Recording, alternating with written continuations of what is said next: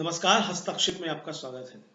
लोकसभा चुनाव की घोषणा हो चुकी है और लोकसभा चुनाव की तैयारियां भी शुरू हो चुकी हैं। भारतीय जनता पार्टी अपनी तैयारियां कर रही है तो विपक्ष अपनी तैयारियां कर रहा है। लोकसभा चुनाव के दौरान क्या मुद्दे हैं और क्या समीकरण बन रहे हैं, इसकी समीक्षा करने के लिए डीवी लाइव पर एक परिचर्चा का आयोजन किया गया। उस परिचर्चा में मैंने भी हिस्सा लिया। परिचर्चा में कई वरिष्ठ पत्रकारों ने हिस्सा लिया और अपने अपने विश्लेषण प्रस्तुत किए। परिचर्चा का संचालन डीवी लाइव के प्रधान संपादक राजीव रंजन श्रीवास्तव ने किया। तो आइए देखते हैं उस परिचर्चा के कुछ प्रमुख अंश साभार। ये क्या लोगों तक, आम जनता तक ये बातें नहीं पहुंच रही होंगी? क्या इलेक्टोरल बॉन्ड से लेकर अभी तक जितनी भी घटनाएं घटी हैं, जो कुछ कोर्ट के अंदर हो रहा है, जो कुछ कोर्ट के बाहर हो रहा है, जो सियासी चालबाजियां बाहर चल रही हैं, क्या आम वोटर्स तक ये बातें प्रोफेसर रविकांत जी नहीं पहुंच रही हैं? क्योंकि आप तो बच्चों को पढ़ाते भी हैं, आपसे बेहतर कौन जानेगा, समझेगा कि आखिर देश में चल क्या रहा है, आखिरी पंक्ति का आखिरी आदमी सोच क्या रहा इस चुनाव के बारे में।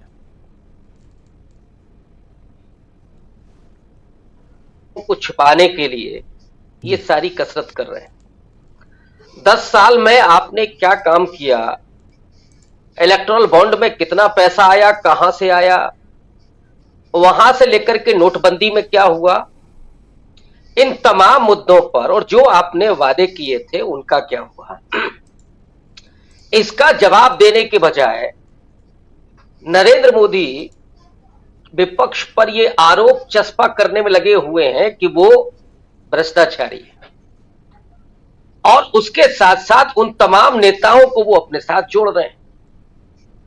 और इस पूरी कसरत में गोदी मीडिया उनका लोग लगातार साथ दे रही है और एक नैरेटिव ये खड़ा किया जा रहा है कि देखिए विपक्ष मजबूती के साथ खड़ा ही नहीं हो पा रहा है, चुनाव ही नहीं लड़ पा रहा। तो इस पाप में वो तमाम भागीदार हैं, चाहे वो मीडिया हो, यहां तक कि चुनाव आयोग। अगर चुनाव लड़ने की परिस्थितियां सबके लिए बराबर नहीं है तो काहे का चुनाव? फिर तो अच्छा है आप टॉस ही कर लीजिए घर बैठ करके जी। अगर आपको चुनाव का केवल प्रहसन करना है। और राजीव जी, ये देश जब बना उस पूरी निर्माण प्रक्रिया में देश की लोकतांत्रिक और संवैधानिक संस्थाएं बड़ा मजबूती के साथ नेहरू से लेकर के और लाल बहादुर शास्त्री होते हुए तमाम लोगों ने उनको बहुत मजबूत बनाया। टीएन शेषन जैसे मुख्य चुनाव आयुक्त इस देश ने देखे।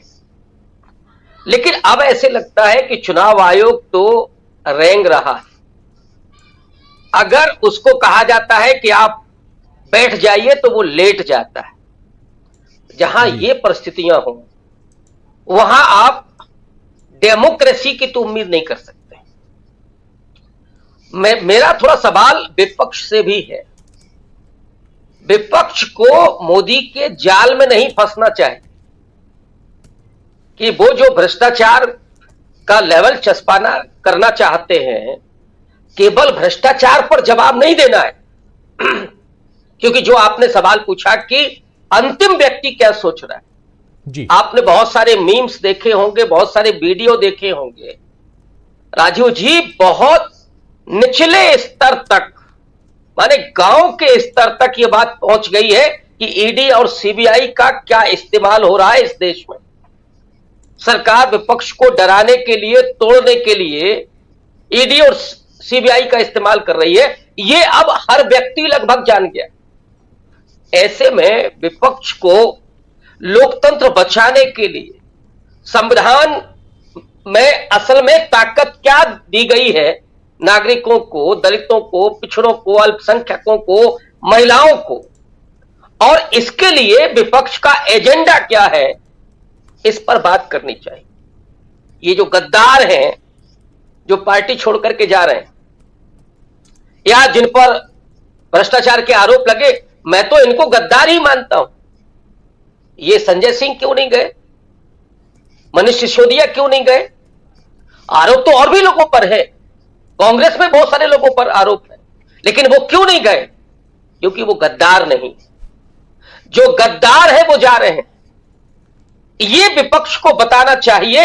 और मुझे लगता है कि इस देश का जो अवाम है, इस देश का जो लोकमानस है, वो गद्दार को कभी माफ नहीं करता।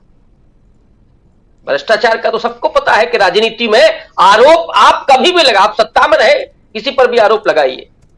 ईडी ने जितने भी मामले अभी तक दर्ज किए हैं उसमें से महज 5% मामलों में पुख्ता तौर पर बात पहुंची है और उस पर न्यायिक फैसला हुआ है। 95% केस ऐसे हैं जो निर्णायक मोड़ तक पहुंचे ही नहीं।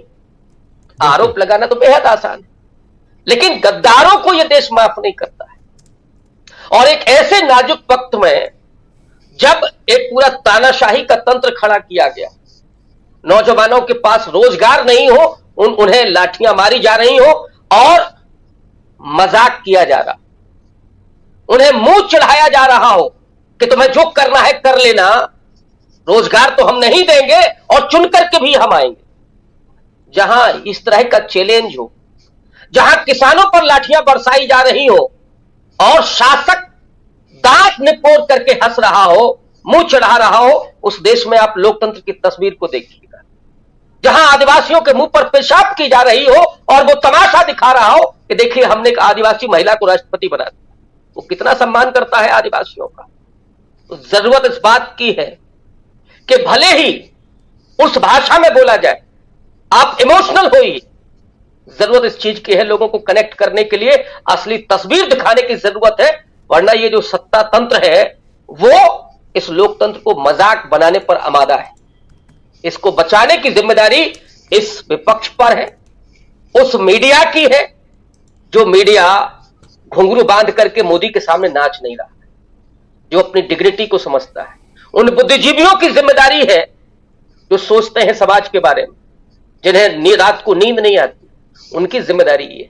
और ऐसे दौर में लोग बात कर रहे हैं और लोग समझ रहे हैं, सबसे बड़ी बात है कि लोग समझ रहे हैं, बस उसको ताकत देने की जरूरत है।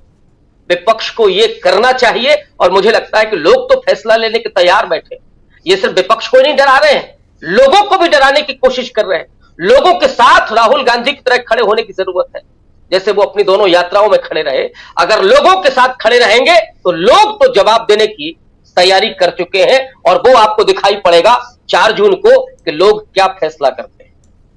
बिल्कुल बिल्कुल, 4 जून को बहुत कुछ पता चलेगा कि आखिर लोग क्या फैसला करते हैं। और इसी आज से ठीक, क्योंकि आज 4 अप्रैल है और आज से ठीक 2 महीने बाद 4 जून इसी वक्त शाम 7 बजे जब हम कार्यक्रम करेंगे, न्यूज पॉइंट करेंगे, तो किसकी सरकार बन रही है इसकी चर्चा उस वक्त करेंगे। और थोड़ी सी चर्चा हमने आज से ही शुरुआत की है पॉडकास्ट की, और उस पॉडकास्ट का अभी से थोड़ी देर पहले आप लोगों ने पहला एपिसोड देखा है हमारे और प्रशांत टंडन जी के साथ। उसको आप चाहें तो वीडियो अपलोडेड है, आप देख सकते हैं उसको। तो पॉडकास्ट में भी हमने यही चर्चा की है, जरा उसको आप बाद में देखिएगा। लेकिन यहां जो चर्चा कर रहे हैं बहुत महत्वपूर्ण चर्चा हमारे साथ। आशा है ये वीडियो आपको पसंद आया होगा। इसको ज़्यादा से ज़्यादा शेयर करें, लाइक करें, सब्सक्राइब करें चैनल को, फेसबुक पेज को फॉलो करें और ज़्यादा से ज़्यादा इसको सब्सक्राइब करें।